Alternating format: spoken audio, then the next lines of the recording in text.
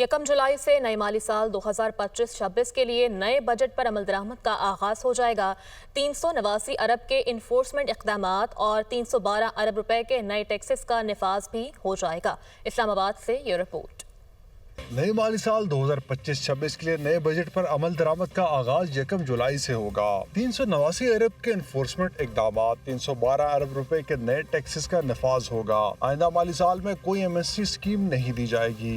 Treasury bills में सरमायाकारी पर income tax 15 से बढ़कर 20% हो जाएगा। म्यूचुअल फंड के जरिए सरमायाकारी पर 25% से टैक्स बढ़कर 29% आयद होगा।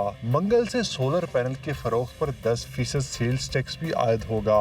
और पाकिस्तान इन्वेस्टमेंट बॉन्ड्स में सरमायाकारी पर टैक्स आयद होगा। पोल्ट्री इंडस्ट्री में एक दिन के फी चूजा पर 10 रुपए फेडरल एक्साइज ड्यूटी आयद होगी। 50 लाख रुपए तक ऑनलाइन कारोबार को रजिस्टर्ड कराना लाजमी होगा। हुकूमत को पेट्रोलियम डेवलपमेंट लेवी की शरह 90 रुपए तक बढ़ाने की इजाजत होगी। फाइनेंस बिल के मुताबिक पेट्रोलियम मसनूआत पर 2.5 रुपए का कार्बन लेवी भी आयद होगी। ऑनलाइन बिजनेस पर 2% इनकम टैक्स, ई कॉमर्स के लिए कोरियर सर्विसेज फराहम करने वाले माहाना रिपोर्ट देने के पाबंद होंगे।